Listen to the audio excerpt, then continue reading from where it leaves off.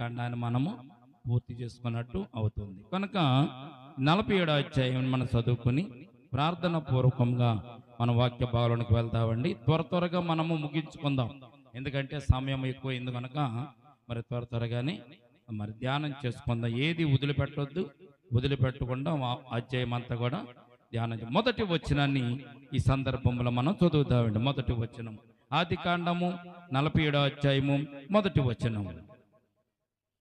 యోసేపు వెళ్ళి ఫరోను చూసి, నా తండ్రియు నా సహోదరులను వారి గొర్రెల మందతోనూ వారి పశువులతోనూ వారి కలిగినదంతటితోనూ కానాను దేశం నుండి వచ్చి గోషేనులో ఉన్నారని తెలియజేస్తాను. చిన్ని ప్రార్థన చేస్తాను. ప్రేమల తండ్రి, కృపగల దేవందమనైనా ఇంతవరకునైనా నీ బిడ్డలైన మమ్మల్ని అందరూ కూడా కాపాడి భద్రపరిచారు. 11 మాసాలు కాపాడిన దేవ, 12వ మాసము మొదటి తారీఖున నీ సన్నిధానం ఉండే భాగ్యం ఇచ్చారు తండ్రి. మరి ముఖ్యంగా ప్రభా ఈ సమయం ముందు నీ బిడ్డల సాక్ష్యం ఇచ్చారు తండ్రి. ఆ సాక్ష్యాలను బట్టి నీ బిడ్డలకు ఏదైతే మంచిగా ఉంటుందో, ఏదైతే వారికి మేలుకరంగా ఉంటుందో, ఏదైతే వారికి ఆశీర్వాదకరంగా ఉంటుందో అట్టి ఆశీర్వాదాలు నీ బిడ్డల పైన కుమ్మరించండి. వారి మనవలు ఆలకించండి. వారి సాక్ష్యాన్ని ప్రభునైనా మీరు ఆశీర్వదించండి. ఈ సమయం అంతా చదవబడినటువంటి లేఖన భాగాన్ని కూడా విరిచి వడ్డించండి. కూడి వచ్చిన నీ ప్రియబిడ్డలు వెనకాల చెవులు గ్రహింపగల హృదయం అంగీకరించే మనసు ఆనందించే ఆత్మను దయచేయండి. నిలబడిన దోసను మెరుగుపరచండి. ఈ దోసన ముఖాంతరంలోంచి మీరే మాట్లాడి ఈ సమయం ముందు మీ ఆత్మచేత ప్రభు, నీ వాక్యం చేత నీ బిడ్డలమైన మమ్మల్ని అందరినీ కూడా ప్రభువా నీ కృపకు పాత్రులుగా చేయమని, చేసిన ప్రార్థన ఆలకించమని యేసయ్య నామమున అడిగి వేడుకొంచున్నాము తండ్రి. ఆమేన్, ఆమేన్. ప్రియదేని బిడ్డలారా, 47వ అధ్యాయానికి వచ్చాము కాబట్టి ఇక్కడ గత 46వ అధ్యాయంలో యోసేపు తన తండ్రిని తన అన్నలను తీసుకుని రావడానికి రాజు దగ్గర పర్మిషన్ తీసుకుని వారిని తీసుకుని రావడానికి బండ్లను పంపించాడు, సేవకులను పంపించినట్టుగా మనం చూస్తున్నాం. పంపించిన తర్వాత సేవకులు మా బండ్ల మీద తండ్రి ప్లస్ అన్నగారులు వారి కుటుంబం అంతా కూడా 70 మంది కుటుంబీకులందరూ కూడా ప్రయాణమై యోసేపు ఉన్నటువంటి ప్రాంతానికి ఐగుప్తులోనికి వచ్చినట్టుగా మనం చూస్తున్నాం.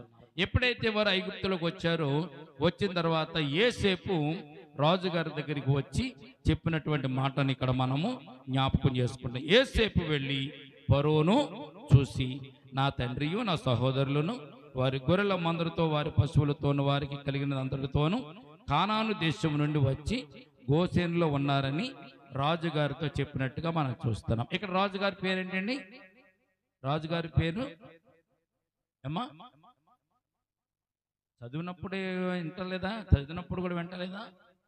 రాజుగారి పేరు ఏంటండి? ఫరో రాజు.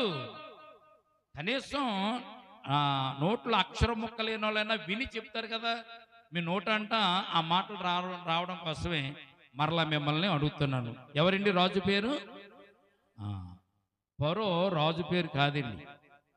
రాజులుగా ఉన్నటువంటి వారికి ఒక గుర్తింపు కలిగినటువంటి ఒక హోదా ఇది ఫరో అంటే. ఫరో అంటే ఒక హోదా. ఇప్పుడు మన దేశానికి ప్రధానమంత్రి ఎవరు? ప్రధానమంత్రి ఎవరమ్మా? మన దేశ ప్రధానమంత్రి తెలవదు కదా. ముఖ్యమంత్రి గారు తెలిసింది, చంద్రబాబు నాయుడు గారా. మరి ప్రధానమంత్రి మోడీ. అసలు ప్రధానమంత్రి మోడీ గారు. అంటే ప్రధానమంత్రి అన్నది పేరు కాదు, ప్రధానమంత్రి అన్నది ఒక హోదా. అలాగే ఈ ఫరో అనేది కూడా ఒక హోదాయే. దాదాపు యోసేపు జీవించిన కాలానికి పాత నిబంధనలో 30 మంది ఫరోలు పరిపాలించారు. వారి పేరు ఫరో కాదు, వారికి వేరే పేర్లు ఉన్నాయి. కానీ ఆ యొక్క హోదాకి తగినటువంటి పేరే ఈ ఫరో అనేటువంటి హోదా. ముఖ్యమంత్రి ఎలాగో, ప్రధానమంత్రి ఎలాగో, మంత్రులు ఎలాగో. ఆయన మంత్రి అంటారు కదా, మంత్రి అనేది అతని పేరు కాదు. ఆ మంత్రి హోదాలో ఉన్న ఆయనకి ఒక పేరు ఉంటుంది కనుక ఆ మంత్రికి ఉన్న పేరు వేరేగా ఉంటుంది. కానీ మంత్రి అనేది ఒక హోదా కింద మీరు గుర్తుపెట్టుకోవాలి. ఫరో అనేది ఒక హోదా. రాజుగా ఉన్నటువంటి వారిని అనేక మంది ఫరోలు పరిపాలించారు, అనేక మంది ఫరోలు కూడా సరిపోయారు. కానీ వారి పేర్లు వేరేగా ఉంటాయి. కానీ రాజుగా ఉండేవారిని ఫరోలు అనేవారు ఆ రోజుల్లో. తర్వాత యేసుక్రీస్తు ప్రభు పుట్టినప్పుడు కూడా ఒక రాజు ఉన్నాడు. ఎవరండి ఆయన? యేసుప్రభు వారు పుట్టినప్పుడు ఏ రాజుగారైనా, యేసుప్రభు వారు పుట్టినప్పుడు కూడా ఉన్న రాజుగారు కూడా మీకు తెలీదా ఏమ్మా?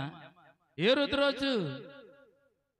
ఏ రోజు అనేది కూడా ఒక అధికారిక నామమే. ఏ రోజులు చాలా మంది ఉన్నారు. మొదటి ఏ రోజు, రెండో ఏ రోజు, మూడో ఏ రోజు, నాలుగో ఏ రోజు, ఎలాగొన్నారు. వారి పేర్లు వేరు. అది ఒక హోదా, అదొక ముఖ్యమంత్రి, ప్రధానమంత్రిని ఎలాగైతే మనం పిలుచుకుంటామో ఈ ఫరో అనేది కూడా అటువంటి ఆ రాజు అనేటువంటి ఫరో రాజు, ఏ రోజు రాజు. వీళ్ళు ఏ రోజులు ఫరోలు పరిపాలించే వారి రోజులు, కానీ వారి పేర్లు వేరుగా ఉన్నాయి. ఆ విషయం జ్ఞాపకం చేస్తున్నాను అనమాట. ఈ సమయం ముందు యేసేపు ఫరో దగ్గరికి వెళ్ళి ఫరోని చూసి తన తల్లిదండ్రులు వచ్చారని, తన తండ్రి వచ్చాడని, అలాగే సహోదరులు వచ్చారని, పశువులతోనూ గొర్రెలతోనూ వచ్చారని రాజుగారి ముందు యేసేపు సమాచారం చెప్పాడు. కారణం ఏంటో తెలిసింది. రాజుకు యేసేపు విధేయుడిగా ఉన్నాడు. దేవునికి స్తోత్రం కలుగునగాక. నువ్వు ఎవరికైతే విధేయుడిగా ఉండాలో వారిని ప్రతి విషయంలో కూడా నువ్వు సంప్రదించాలి. యేసేపు ఐగుప్తులో రాజు తర్వాత రాజుగా ఉన్నాడు. నాకు హోదా వచ్చింది, నాకు అధికారం వచ్చింది. రాజుతో చెప్పే పని ఏముందలే, నేనే రాజు తర్వాత రాజు నన్ను అనుకుంటే సరిపోద్ది యేసేపు గారు. కానీ అలాగ అనుకోలేదు. యేసేపు ప్రతి విషయంలో కూడా రాజుగారితో సంప్రదించి, రాజుగారితో మాట్లాడి, రాజుగారి యొక్క ఆజ్ఞను తీసుకుని యేసేపు ప్రతి పనిని కూడా చేస్తున్నట్టుగా ఈ అధ్యాయంలో మనము చూడగలుగుతున్నాం. మనమైతే చిన్న హోదానికి ఇస్తే, ఒక పెత్తనం ఇస్తే, హోదా అంటే అర్థమేంటి? చిన్న పెత్తనం ఇచ్చామా, నువ్వు ఈ పని చేయి అన్నావనుకో, ఆ పని చేయమన్నటువంటి హోదాను పట్టుకుని తన కింద ఉన్న వాళ్ళందరినీ చాలా భయపెడతా ఉంటారు. బాధ, నాకంటే గొప్ప వాళ్ళు లేరు అనుకుంటారు. కానీ యేసేపుకు రాజు ఇచ్చినటువంటి అధికారం ఏంటో తెలుసండి. రాజు తర్వాత రాజువు నీవే, నీకు నేను ఉంగరం ఇస్తున్నాను, అధికారం ఇస్తున్నాను. ఇదిగో, ఎవరైనా నా రాజ్యంలో నా ప్రజలందరూ కూడా కాలు ఎత్తమంటే నువ్వు ఎత్తాలి, నువ్వు వద్దంటే మానేయాలి. చెయ్యెత్తమంటే వారు చెయ్యెత్తాలి, చెయ్యెత్తొద్దంటే వారు మానేయాలి. అటువంటి అధికారాన్ని నేను నీకు ఇస్తున్నానని యేసేపుకు రాజుగారి యొక్క ఉంగరాన్ని తీసి యేసేపుకు రాజుగారి తొడిగించి అతన్ని రెండవ రథము మీద ఊరేగించిన సత్యాన్ని మనం అంతకు ముందు అధ్యాయంలో మనం చదువుకున్నాం. అంటే యేసేపుకి ఎంత గౌరవం ఇచ్చాడు రాజుగారు? చాలా గౌరవం ఇచ్చాడు. యేసేపు తన దేశం ఐగుప్తు రాజ్యంలో ఏదైనా చెయ్యొచ్చు, ఏదైనా మాట్లాడొచ్చు, అడిగేటటువంటి హక్కు ఎవరికి లేదు అనే సత్యాన్ని మనము జ్ఞాపకం చేసుకున్నాం. కానీ ఇప్పుడు యేసేపు ఫరోతో చెప్తున్నాడు, నా తండ్రి గారు వచ్చారు, మా అన్నదమ్ములు వచ్చారు, వారి భార్యలు వచ్చారు, పిల్లలు వచ్చారు, సంతానం అంతా 70 మంది ఐగుప్తులకు వచ్చారు రాజుగారు అని చెప్పి గొర్రెలతోనూ గొడ్లతోనూ పశువులతోనూ ఈ రాజ్యానికి వచ్చారు. రాజుగారి దగ్గరికి వెళ్ళి సవనీయంగా చేతులు కట్టుకుని యేసేపు చెప్తున్న విధానం మనం చూసినప్పుడు యేసేపు ఎంత తన మీద ఉన్నటువంటి తన రాజు గారికి ఎంత విధేయత చూపిస్తున్నాడో ఇక్కడ మనకు అర్థమవుతుంది. మనమైతే విధేయత చూపించడానికి ఇష్టపడమండి. పిల్లలు తల్లిదండ్రులకు విధేయత చూపించరు, తల్లిదండ్రుల పిల్లలకు విధేయత చూపించరు, అధికారికి అసలే మనం విధేయతను చూపించాం. కానీ రాజు తర్వాత రాజుగానే యేసేపు రాజు గారికి విధేయత చూపిస్తున్న పాఠాన్ని ఇక్కడ మనం జ్ఞాపకం చేస్తాం. 2వ వచనం చూద్దామండి. తన సహోదరులందరిలో 5గురిని వెంట పెట్టుకుని పోయి వారిని ఫరో సమక్షం మందు ఉంచెను.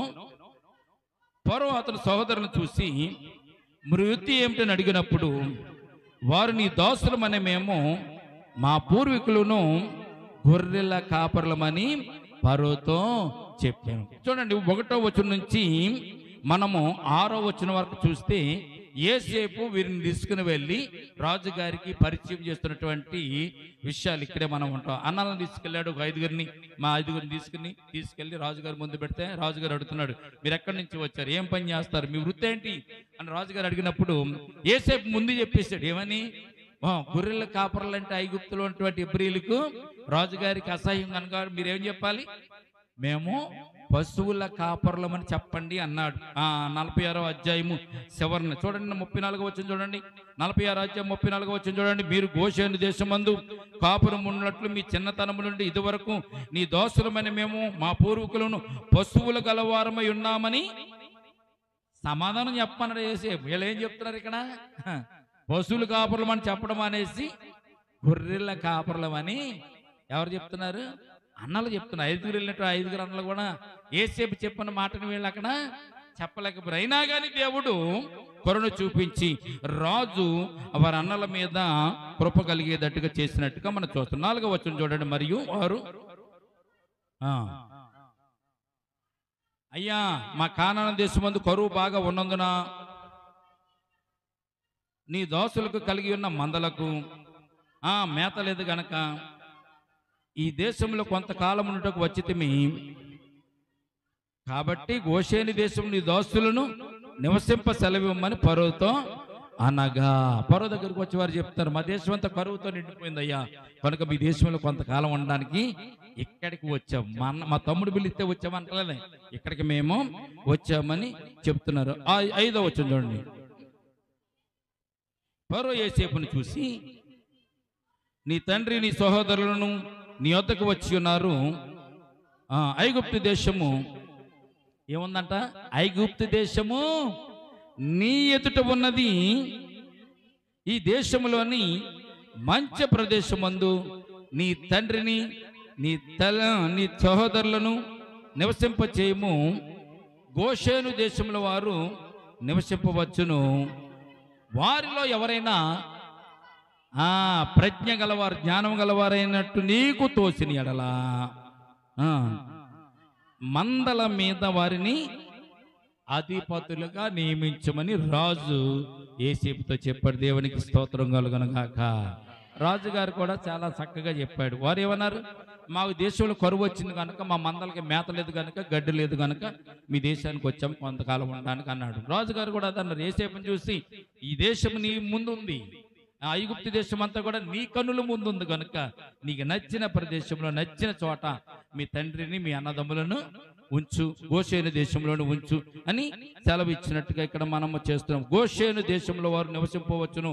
వారిలో ఎవరైనా ప్రజ్ఞ గలవారు నీకు తోసిన ఎడల మందల మీద వారిని ఉద్యోగంగా నియమించి వారికి ఉద్యోగాన్ని నేను ఇస్తాను, డబ్బులు నేను ఇస్తాను, జీతం నేను ఇస్తానని రాజుగారు చెప్తున్నట్టుగా మనం చూస్తున్నాం. ప్రియదినములు ఇక్కడికి రాజుగారి దగ్గరికి తీసుకుని వెళ్ళి తన అన్నలను పరిచయం చేసినటువంటి సందర్భాన్ని మనం చూస్తున్నాం. రెండవది ఇక్కడ మనము 7వ వచనం నుంచి 12వ వచనం చూస్తే తండ్రిని కూడా రాజుగారికి యోసేపు పరిచయం చేస్తున్నాడు. చూడండి ఇప్పుడు 7వ వచనం చూడండి. మరి యోసేపు తన తండ్రిని యాకోబును లోపలికి తీసుకుని వచ్చి ఫరో రాజు యొక్క సమక్షమును ఉంచగా యాకోబు ఫరో గారిని దీవించాను. ఒక్క విషయం జ్ఞాపకం చేస్తానండి. చూడండి, యాకోబు దేవుని చేత ఆశీర్వదింపబడిన వాడు. యాకోబుని దేవుడు దీవిస్తాను ఏమని తెలుసా? నిన్ను ఆశీర్వదించే వారిని నేను ఆశీర్వదిస్తాను, నిన్ను శపించే వారిని నేను శపిస్తాను, నువ్వు ఎవరినైతే ఆశీర్వదిస్తావో వారిని కూడా నేను దీవిస్తాను, ఆశీర్వదిస్తానని దేవుడు వాగ్దానం ఇచ్చాడు యాకోబు. కానీ యాకోబు ఇప్పుడు ఎవరి దగ్గరికి వచ్చాడండి? రాజుగారి దగ్గరికి వచ్చాడు. రాజుగారిని దీవించే అధికారం యాకోబుకు ఉందండి.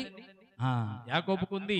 ఎందుకంటే యాకోబు దేవుని చేత ఆశీర్వదింపబడిన వాడు కనుక. అప్పుడు తన తండ్రిని యాకోబు రాజుగారి దగ్గర తీసుకుని వచ్చినప్పుడు యాకోబు రాజుగారిని ఇక్కడ దీవిస్తున్నట్టుగా మనం చూస్తున్నాం. ఫరో నీవు జీవించాము, యాకోబు ఫరోను దీవించాను. 8వ వచనంలో మనం చూస్తే రాజుగారు యాకోబును ఒక ప్రశ్న అడుగుతున్నారు.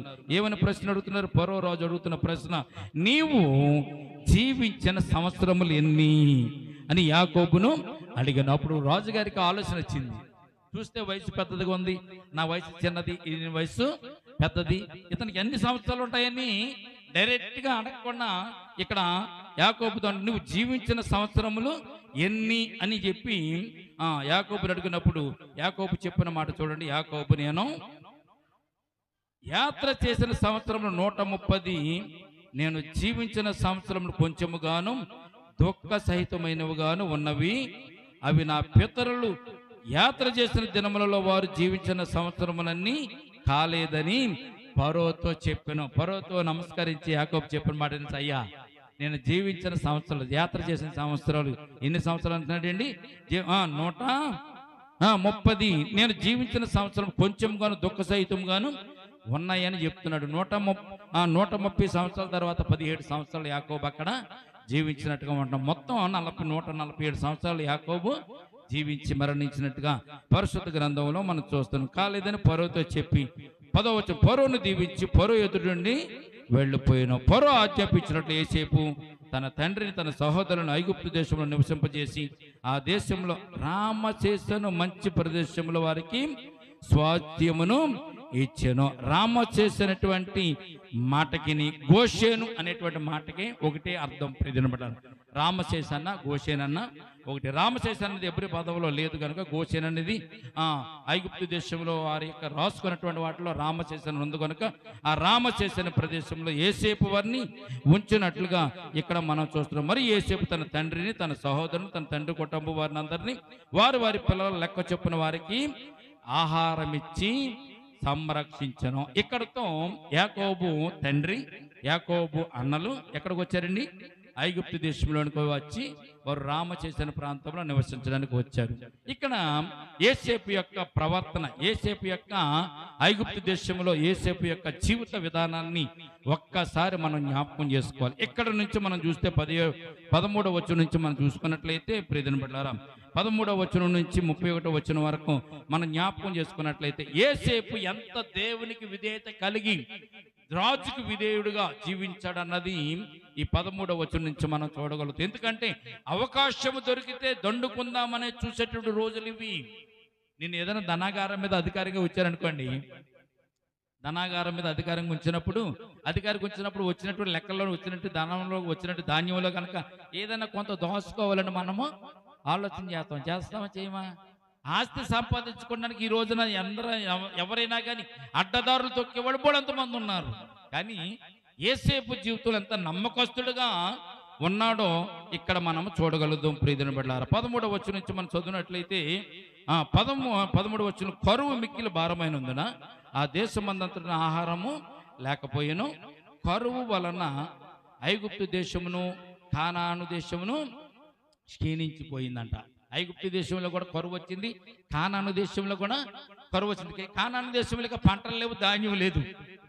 కానాను దేశంలో నుంచి అందరూ కూడా ఐగుప్తు దేశానికి వలస వచ్చేస్తున్నారు. ప్రియధర్మరారా గమనించినట్లయితే ఆ కరువు కాలంలో కానాను దేశంలోను ఐగుప్తు దేశంలోను కూడా కరువు తాండవం వాడి ప్రజలందరూ కూడా క్షీణించిపోతున్నట్టుగా మనం చూస్తున్నాం. కానీ యోసేపు ధాన్యాన్ని సమకూర్చాడు కదా, యోసేపు ధాన్యాన్ని నిల్వ చేశాడు కదా, అది దేవుని యొక్క మరి ఫరో రాజుకు వచ్చిన కలల భావాన్ని బట్టి, దేవుడు చూపించిన జ్ఞానమును బట్టి యోసేపు 7 సంవత్సరాలు కరువు వస్తుంది, 7 సంవత్సరాలు సమృద్ధిగా పండుతుందని చెప్పినటువంటి యోసేపు సమృద్ధిగా పండినటువంటి 7 సంవత్సరాలను కూడా ధాన్యం అంతా కూడా సేకరించి ఆ గిడ్డంగల్లో దాశాడు.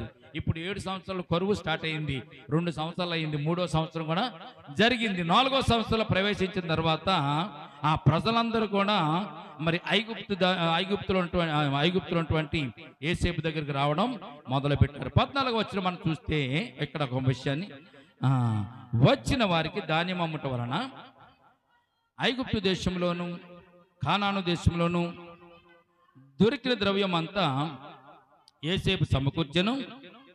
జాగ్రత్తగా అండర్లైన్ చేస్తున్న ఆ ద్రవ్యం అంతటిని యోసేపు ఫరో నగరులోనికి తెప్పించాడు. దేవునికి స్తోత్రం కలుగునుగాక. ధాన్యం అమ్మిన డబ్బులన్నీ కూడా ఎవరి దగ్గరికి వస్తున్నాయండి? యోసేపు దగ్గరికి వస్తున్నాయి. ఎవరన్నా నీకు పని పూర్వమైంచి ఆ పని వల్ల కొంత ఆదాయం దగ్గరికి వస్తున్నప్పుడు మనం ఏం చేస్తుందంటే ఆడ 1000 రూపాయలు ఇచ్చాడు, రాజా నాకు 500 ఇచ్చాడు అంటాం. 1,00,000 రూపాయలు ఇచ్చాడు అనుకోండి, 70,000 ఇచ్చాడు అంటాం. మిగిలిన డబ్బులు మన జేబులు వేసుకుని మనము సంపాదించుకుంటాం. కానీ యోసేపు యొక్క నిజాయితీ ఇక్కడ ఈ పరిశుద్ధ గ్రంథంలో చూడగలుగుతున్న దేవునికి స్తోత్రం కలుగునుగాక. దేవుడు యోసేపులో ఆ నిజాయితీని చూస్తాడండి. ఈ రోజున నీవు కూడా నిజాయితీగా ఉంటే, చిన్నదాని విషయంలో నువ్వు నిజాయితీగా ఉంటే, కొద్ది విషయంలో నువ్వు నమ్మకంగా ఉంటే, అనేకమైన వాటి మీద దేవుడు నిన్ను అధికారిగా నియమిస్తానని దేవుడే చాలా సార్లు మనకు బైబిల్లో తెలియజేశాడు. ప్రియమైన బిడ్డలారా చూడండి, తలాంతులు ఇచ్చిన ఉపమానంలో దేవుడు ఎవరిని మెచ్చుకున్నాడు? 5 తలాంతులు చేసినోడు మెచ్చుకున్నాడు. 2 తలాంతులు 2 చేసినోడు మెచ్చుకున్నాడు. 1 తలాంతును తీసుకెళ్లి భూమిలో పాతి పెట్టిన వాడిని చెడ్డదోసుడా అని చెప్పాడు. అంటే ఏదైతే నీకు పని అప్పగిస్తాడో ఆ పని నువ్వు నమ్మకంగా చేస్తే దేవుడు ఇంకొక పని నీకు అప్పగిస్తాడు. ఈ సందర్భంలో మీకు జ్ఞాపకం చేసుకోండి. ఏదైనా ఉద్యోగం నీకు ఇచ్చాడు దేవుడు, లేకపోతే ఒక వ్యాపారాన్ని ఇచ్చాడు, ఒక చేతి పనిని ఇచ్చాడు, ఒక వాహనం ఇచ్చాడు. ఆ వాహనాన్ని కనుక, ఉద్యోగాన్ని కనుక, వ్యాపారాన్ని కనుక నువ్వు సక్రమంగా నిర్వర్తిస్తుంటే దానితో పాటు ఇంకొకటి ప్లస్ చేసి ఇంకోటి నీకు దేవుడు ఇస్తాడు. జాగ్రత్తగా జ్ఞాపకం చేసుకోండి. నువ్వు దేవునికి నమ్మకం లేకుండా నిష్ఠాసారంగా చేస్తూ ఉంటే రెండోది దేవుడు నీకు ఇవ్వడు. ఒక తలాంతుని తీసుకెళ్లి భూమిలో పాత పెట్టిన వాడిని ఏమన్నాడు? చెడ్డదాసుడా అన్నాడు. వాడుకున్న ఒక్క తలంతు కూడా తీసి ఎవరికి ఇమ్మన్నాడు దేవుడు?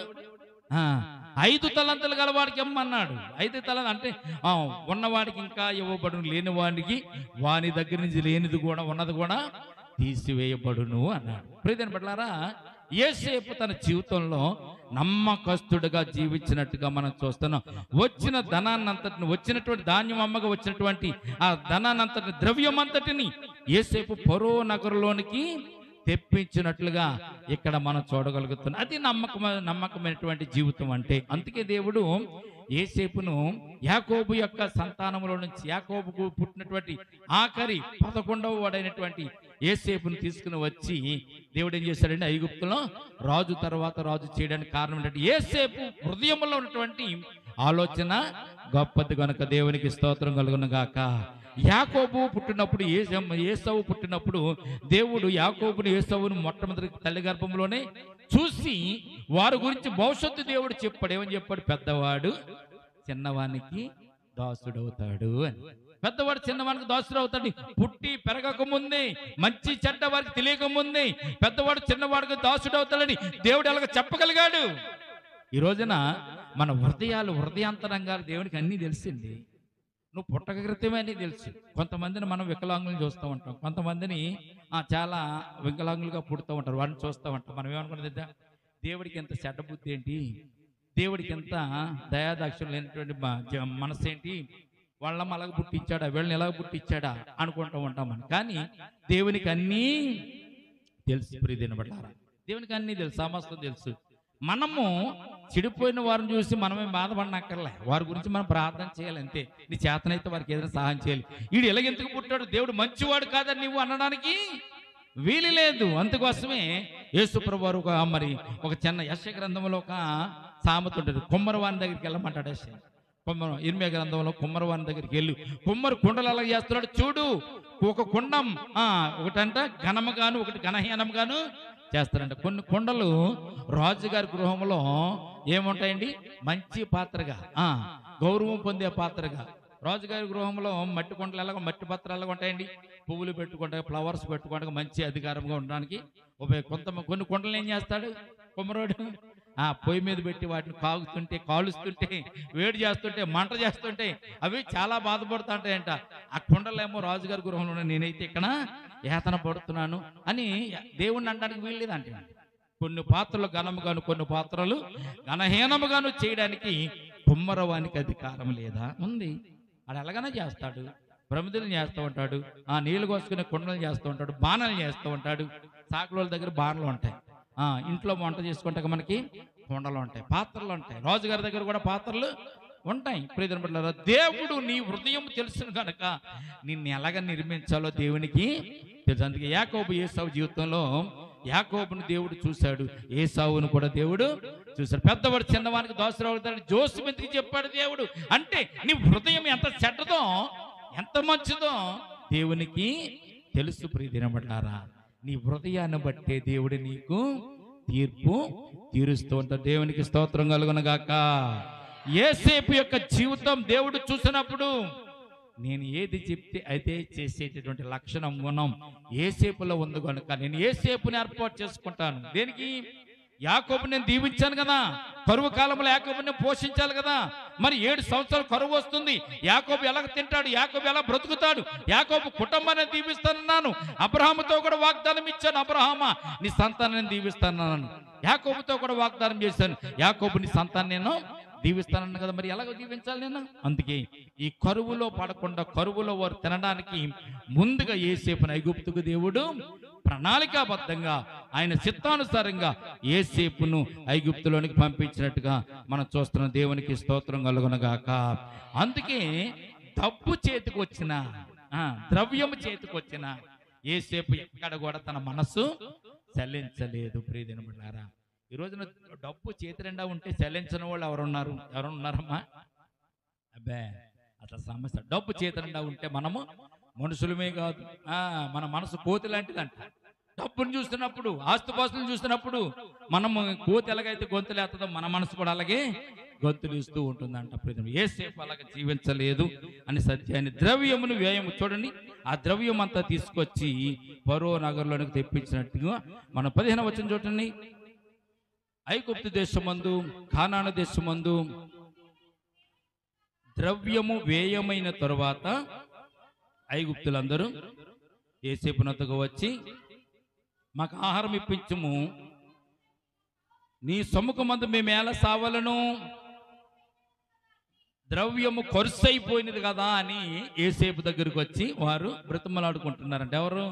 ఐగుప్తీయులను కానానీయులు కూడా. ఐగుప్తులో కూడా కరువు వచ్చింది కదా, కనుక ఐగుప్తులను కానానీయులు ఏమంటున్నారు? మా డబ్బంతా ఖర్చు అయిపోయింది, మా డబ్బంతా ధాన్యం కోసం మీకే ఇచ్చేసాం రాజుగారు, కనుక మా దగ్గర ఏం లేదు యేసేపు గారు, దయచేసి మాకు ధాన్యము ఇప్పించండి అని అడుగుతున్నప్పుడు యేసేపు అనుకున్నాడు, దారబోయడానికి యేసేపు రాజు తర్వాత రాజు అయినా కానీ యేసేపుకున్న ఆలోచన ఇక్కడ చూడండి ఒకసారి. అందుకు యేసేపు, మీ పశువులను ఇయుడి, ద్రవ్యము ఖర్చయిపోయిన ఎడల మీ పశువులకు ప్రతిగా నేను మీకు ధాన్యం ఇచ్చేదనని చెప్పాను. కాబట్టి వారు తమ పశువులను యేసేపునొద్దకు తీసుకుని వచ్చిరి. యేసేపు గుర్రములను, గొర్రెల మందలను, పశువుల మందలను, గాడిదలను తీసుకుని వారికి ఆహారం ఇచ్చిన దేవునికి స్తోత్రం కలుగును గాక. ప్రియదేనిమట్లారా, కరువు ఎంత కఠినంగా ఉందో ఈ సందర్భంలో మనము జ్ఞాపకం చేసుకోవాలి. ఎంత కఠినంగా ఉందండి. డబ్బులు ఉన్నాయి, ఖర్చు అయిపోయినాయి, ధాన్యం తినేశారు. ఇంకొక సంవత్సరం వచ్చింది, ఈ సంవత్సరం వచ్చేసరికి డబ్బంతా వ్యయమైపోయింది. పంటలు లేవు పని చేయడానికి, వ్యవసాయం లేదు పని కూలికి వెళ్ళడానికి. అప్పుడు ఏం చేశారు వీరు? మరి మా డబ్బులన్నీ ఖర్చు అయిపోయినాయి కదా యేసేపు గారు, మరి మాకు ధాన్యం కావాలంటే అప్పుడు యేసేపు ఒక ఆలోచన చేశాడు. మరి ధాన్యం డబ్బులన్నీ ఖర్చు అయిపోయినప్పుడు మీ పశువులను అలా పెంచుకుంటారు, మీ పశువులను అలా కాపాడుకుంటారు, కనుక మీ పశువులను రాజుగారికి ఇచ్చేసేయండి, అమ్మేసేయండి. అమ్మేస్తే ఆ పశువుల బదులు మీకు ఆహారాన్ని నేను ఇస్తానన్నాడు. మొదటి 4వ సంవత్సరం.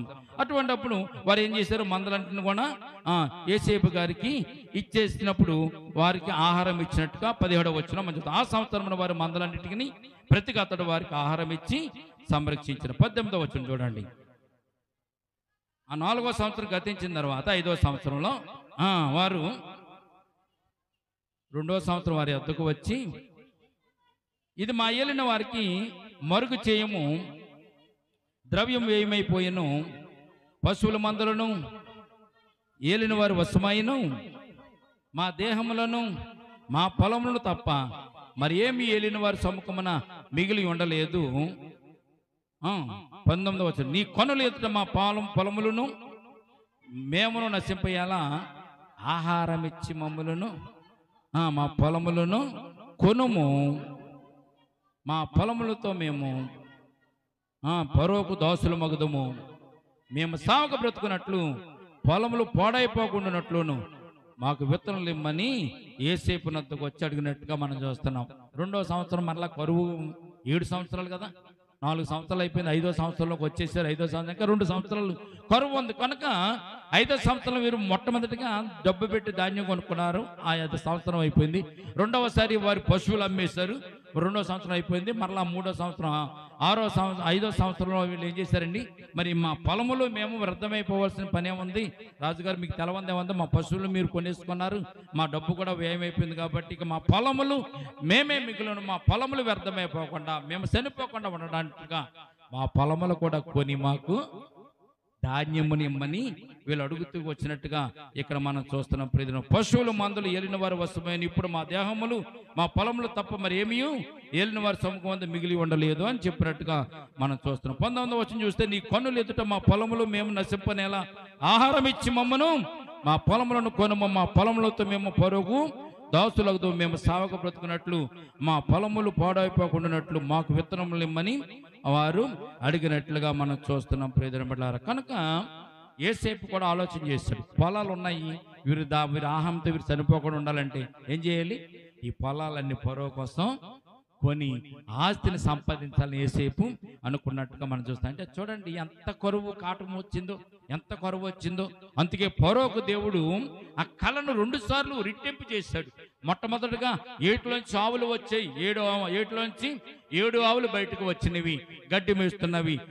తర్వాత ఆ 7 ఆవులు బయటకు వచ్చిన తర్వాత మళ్ళీ 7 ఆవులు, బక్క చిక్కిన ఆవులు 7 వచ్చి 7 ఆవులను మృంగేసినట్టుగా మనం చూస్తున్నాం. మృంగేసినవి కానీ అటు కడుపులు అవి పడినట్టే లేనట్టుగా మనము కళల భావం తెలుసుకున్నాం. మొట్టమొదటిసారి వచ్చిన కళ. మరలా భయపడి లేచి, మళ్ళీ తుల్లుపడి లేచి మరలా పడుకున్నప్పుడు మరలా దేవుడు ఈ రాజుకి ఇంకొక కళ, మళ్ళొక కళను రప్పించారు. అదేంటండి, ఏటు వద్దున బలిసిన 7 వెన్నులు పుట్టినాయి అంట. దాని తర్వాత పక్క చిక్కిన 7 పీలయనులు మొలిచి బలిసినటువంటి ఈ 7 వెన్నులను తినివేసినాయి అంట. ఈ కళ 2 సార్లు రెట్టించేదానికి రాజుగారికి భయం వచ్చి అన్ని చేశాడు. కాబట్టి దేవుడు జరగబోయేటువంటి ప్రళయాన్ని ఎంత అద్భుతంగా కళల రూపంలో తెలియజేసినప్పుడు, రాజుగారు ప్రకటన చేసినప్పుడు యేసేపు వచ్చి కళల భావం చెప్పినప్పుడు ఎంత భయంకరమైనటువంటి కరువు వస్తుంది, దానికంటే ముందు ఆ అద్భుతమైనటువంటి 7 సంవత్సరాల పంట పండుతుందని తెలియజేసినప్పుడు యేసేపుకు ఆ బాధ్యతను రాజు అప్పగించాడు. కనుక రాజు దగ్గర యేసేపు తన జీవితం అంతా కూడా దేవుని కృప చెప్పున, దేవుని కరుణ చెప్పున రాజుకి విధేయుడై జీవిస్తున్నట్టుగా మనం చూస్తున్నాం ప్రియమైన బిడ్డలారా. కనుక 20వ వచనం చూసినట్లయితే, అట్లు యేసేపు ఐగుప్తు భూములన్నిటినీ ఫరో కొరకు కొనెను. కరువు వారికి భారమైనందున ఐగుప్తులందరూ తమ తమ పొలములను అమ్మివేసిరు గనుక భూమి ఫరోది అయిన దేవునికి స్తోత్రం కలుగును గాక. యేసేపు ఒక్క సెంటు భూమి కూడా అక్కడ సంపాదించుకోలేదు. తన తండ్రి ఉన్నటువంటి ప్రదేశం తప్ప, ఆ గోషేను తప్ప ఎక్కడ కూడా సెంటు భూమి యేసేపు తన కొరకు కొనుక్కోలేదు. ఏమని రాయబడింది ఇక్కడ? ఆ భూములన్నీ కూడా ఫరోకి కొన్నాడు గనుక భూమి ఫరోది ఆయను. 21వ అతడు ఐగుప్తు పొలిమేర యొక్క ఈ శివరి నుండి ఆ శివరి వరకు జనులను ఓడలోనికి రప్పించను.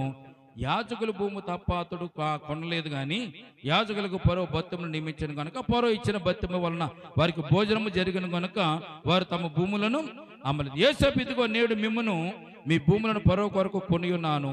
ఇదిగో మీకు విత్తనములను పొలములో విత్తుడి, పంటలో 5వ భాగం మీరు ఫరోకు ఇవ్వవాలని కట్టడ నియమించి పొలాలు తీసుకున్నాడు కానీ వారికి ఆహారం ఇచ్చాడు. కానీ ఆ పొలాలు సేద్యం చేసుకోవడానికి వారిని పొలాల మీద యేసేపు నియమించినట్లుగా ఈ పరిశుద్ధ గ్రంథంలో చూస్తున్న దేవునికి స్తోత్రం కలుగును గాక. అప్పుడు యేసేపును చూసి వారు ప్రేమతో విధేయతో ఒక మాట అంటున్నారు 25వ అధ్యాయంలో ప్రజలందరూ కూడా. అప్పుడు వారు, నీవు మమ్మను బ్రతికించితివి, ఏలిన వారి కటాక్షము మా మీద నుండ నిమ్ము, ఫరోకు దాసులు మగుదమని చెప్పిరి. అంతా యేసేపులో ఉన్నటువంటి ప్రేమ, యేసేపులో ఉన్న కరుణ, దేవుడిచ్చినటువంటి ప్రేమ. అది ప్రియమైన యేసేపు దేవుని నడక చెప్పిన, దేవుని మాట చెప్పి నడుచుకుంటూ వెళ్తున్నాడు కనుక ప్రజల మీద అతడు కరుణను చూపించినట్లుగా ఇక్కడ మనం చూస్తున్నాం. కనుక ఈ భూభాగాలన్నీ కూడా పరోవశం అయిపోయినాయి. పరోవశం అయిపోయిన తర్వాత చూడండి, ఇక్కడ ఒక మాట మనం చూడండి 26వ వచనం చూసి, ఫరోది చూడండి, అప్పుడు 5వ భాగం ఫరోదని నేటి వరకు యేసేపు ఐగుప్తు భూముల గురించి కట్టడ నియమించను. యాజకుల భూములు మాత్రమే వినాయింపబడెను, అవి ఫరోవి కావు. ఇశ్రాయేలు ఐగుప్తు దేశమందు గోషేను ప్రదేశంలో నివసించిరి. అందులో వారు ఆస్తి సంపాదించుకుని సంతానాభివృద్ధి పొంది మిగులా విస్తరించిరి. యాకోబు సంతానం మాత్రం విస్తరించడం మొదలుపెట్టింది. అక్కడే వారు విస్తరించారు, అక్కడే వారు పెరిగారు, అక్కడే పెద్దవారు అయ్యారు.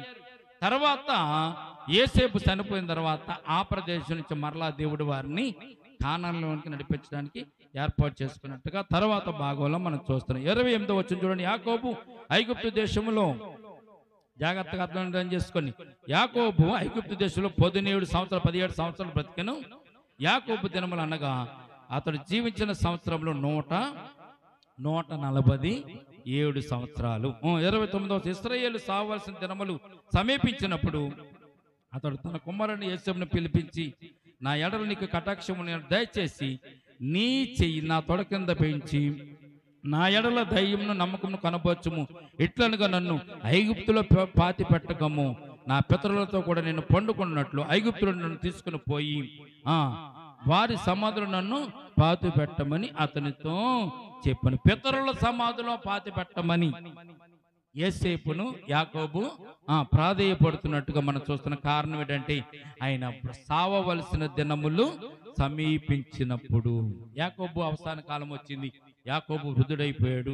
ఐగుప్తులో యాకోబు 147 సంవత్సరాలు బ్రతికి ఆయన కాలం చేసినట్లుగా ఇక్కడ మనం చూస్తున్నాం. 31వ వచనం, అందుకు అతడు నేను నీ మాట చెప్పిన చేసేదను, మరియు అతడు నాతో ప్రమాణం చేయమన్నప్పుడు యోసేపు అతనితో ప్రమాణం చేస్తున్నా. అప్పుడు ఇశ్రాయేలు తన మంచపు తల మీద తలాపి మీద వంగి దేవునికి నమస్కారము చేసెను. ప్రియమైన బిడ్డలారా, ఈ 47వ అధ్యాయము యాకోబు యొక్క సంతానం అంతా కూడా ఐగుప్తులోనికి రావడం, ఐగుప్తులో ఫరో రాజు ఎదుట వారు ఎదుట పడడం, ఫరో వారికి గోషేను ప్రాంతాన్ని ఏర్పాటు చేయడం, గోషేను ప్రాంతంలో వారు అభివృద్ధి పొందడం మనం 47వ అధ్యాయం చూస్తున్నాం. తర్వాత ఆ కానాను దేశము ఐగుప్తు దేశం అంతా కరువుతో నిండిపోయినప్పుడు ఆ ప్రజలందరికీ యోసేపు ధాన్యమును అమ్మకం చేసి ఆ ధాన్యం అమ్మకం వలన వచ్చినటువంటి ద్రవ్యం అంతటిని కూడా ఫరో ధనాగారంలోనికి పంపించి అతడు చాలా భక్తి కలిగినటువంటి దేవుని మాట చెప్పిన విశ్వాసపోతుడుగా జీవించినట్టుగా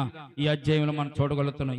యాకోబుకి అవసాన కాలం వచ్చినప్పుడు తన కుమారుని పిలిచి యోసేపుని పిలిచి, అయ్యా నన్ను ఇక్కడ పాతి పెట్టవద్దు, నన్ను ఎక్కడ పాతి మక్పెల గుహలో నన్ను పాతి పెట్ట, నా పితరుల యొద్ద నన్ను పాతి పెట్టు, నా ఎముకలు తీసుకెళ్ళి అక్కడికి పాతి పెట్టమని యోసేపుతో ప్రమాణం చేయించుకున్నట్టుగా 47వ అధ్యాయంలో మనము తెలుసుకుంటున్నాం. కనుక నమ్మకంగా ఎవరైతే ఈ లోకంలో జీవిస్తారో అటు వారిని దేవుడు అంత నమ్మకంగా దీవించి ఆశీర్వదిస్తాడని సత్యాన్ని 47వ అధ్యాయం మనకు తెలియజేయబడుతుంది. కనుక మన ముందు 48వ అధ్యాయం, 49, 30 అధ్యాయాలు ఉన్నాయి. కనుక ఈ 3 అధ్యాయాలు 3 వారాలు మనం ధ్యానం చేసుకుంటే మనం ముందుకు వెళ్తాం. ఈ మాటలను బట్టి దేవుడు యోసేపు నమ్మకాన్ని బట్టి నమ్మకత్వ జీవితాన్ని బట్టి దేవుడు ఎలాగైతే కాపాడి భద్రపరిచాడు, మనము కూడా దేవునికి నమ్మకంగా ఉంటే, దేవుడు మనకిచ్చిన పనిలో మనం నమ్మకత్వం చూపిస్తే దానికంటే పెద్ద పని దేవుడు మరలా మనకి ఇవ్వడానికి ఆయన ఇష్టపడుతున్నాడు. కనుక అట్టి రీతిగా మనకు నమ్మకంతో దేవునిలో నడుద్దాం, దేవునిలో కొనసాగుదాం. ఈ కొద్ది మాటలు దేవుడు దీవించి మనలను ఆశీర్వదించును గాక. తల వంచండి, చిన్ని ప్రార్థన చేస్తాను. ప్రేమల తండ్రి, కృపగల దేవాంధ్రమనైనా ఇంతవరకు నేను ప్రభా మరి ఆది కాండం 47వ అధ్యాయం నుంచి శ్రేష్టమైన విషయాలు మీరు నేర్చుకోవడానికి మీ కృప అనుగ్రహించేందుకు స్తోత్రాలు. ఈ 47వ అధ్యాయంలో మాకు మీరు నేర్పించిన గుణపాఠం, గొప్ప పాఠం ఏంటంటే, నువ్వు నమ్మకస్తుడిగా ఉంటే ఏ పని అయితే దేవుడు నీకు ఇచ్చాడో, ఏ పని అయితే దేవుడు నువ్వు చేయడానికి నీ చేతికి అప్పగించాడో, ఎక్కడైతే నిన్ను ఉద్యోగంలో కానీ, వ్యాపారంలో కానీ, చేతి పనుల్లో కానీ, వాహనంలో కానీ దేవుడు నీకు దయచేసి ఈ పనులో నీవు నడుచుకోమని చెప్పాడు, ఆ పనుల్లో గనక మనం విశ్వాసంతో నమ్మికతో దేవుడు అప్పగించిన పనిని మనం జాగ్రత్తగా చేసుకుంటూ వెళితే యోసేపుని దీవించినట్లే మనల్ని కూడా దీవిస్తానని ఈ యొక్క పాఠం మనకు నేర్పిస్తుంది. కనుక మరి అట్టి రీతిగా మనం నడుచుకుంటూ అట్టి రీతిగా మనం ఈ లోకంలో జీవిస్తూ దేవునికి నమ్మకస్తులుగా ఉండడానికి బలా నమ్మకమైన మంచి దోస్తుడా, ఈ కొద్దిలో నువ్వు నమ్మకం ఉన్నావు కనుక నా అన్నిటిలో కూడా ఇంకా అనేకమైన వాటి మీద నేను నియమించదనని ఎలాగైతే 5 తలాంతులు చేసినటువంటి తన దాసులతో యజమానుడు చెప్పాడు, అట్టి రీతిగా మనతో కూడా దేవుడు చెప్పినట్లుగా మనం ఈ లోకంలో జీవించడానికి మనం ప్రయత్నం చేద్దామనేటువంటి పాఠాన్ని దేవుడు మనకు నేర్పిస్తున్నాడు. అట్టి రీతిగానే కొంచెంలో నమ్మకము, యోసేపు దగ్గరికి ద్రవ్యం వచ్చినప్పుడు, డబ్బు వచ్చినప్పుడు, ధనం వచ్చినప్పుడు తన కొరకు దాచుకోకుండా వచ్చినటువంటి ధాన్యం అమ్మకు వచ్చిన ప్రతి డబ్బును, ప్రతి ధనాన్ని కూడా ధనాగారంలోనికి, ఫరో యొక్క ధనాగారంలో ఎలాగైతే యోసేపు నిత్యంగా నమ్మకంతో నిజాయితీతో పంపించి వేశాడు, తన కొరకు ఒక్క సెంటు కూడా కొనుక్కోలేకపోయాడు. ప్రియమైన కనుక తండ్రి, మరి ఈ సమయం ముందు మీరు నేర్పినటువంటి పాఠం నైనా మా జీవితంలో నమ్మకత్వాన్ని గుర్తు చేస్తుంది, నమ్మకంగా జీవించమని గుర్తు చేస్తుంది. అట్టి రీతిగా నీ బిడ్డలమైన మేమందరూ కూడా అట్టి నమ్మకాన్ని మేము కలిగి లోకంలో జీవించడానికి, నీ ఆశీర్వాదాలు ఆశీస్సులు పొందుకోవడానికి నీ కృప చూపించమని ఎంతవరకు మాతో మాట్లాడినందుకు వేలాది వందనాలు స్తోత్రాలు చెల్లించుకుంటే నీ వాక్యమైన ప్రతి ఒక్క బిడ్డ కూడా అట్టి నమ్మకస్తురాలుగా నమ్మకం కలిగిన వారిగా ఉండడానికి నీ కృప చూపించమని ఇక నేను చేసిన ప్రార్థన పాత సన్నిధి చేసుకొని మా ముందున్న కార్యక్రమం చేతులకు అప్పగించుకుంటూ యేసయ్య ఉన్నతమైన పరిశుద్ధ నామమున ప్రార్థించి మిక్కిలి వినయముతో బ్రతిమలాడి వేడుకుంటున్నాము తండ్రి. ఆమేన్, ఆమేన్.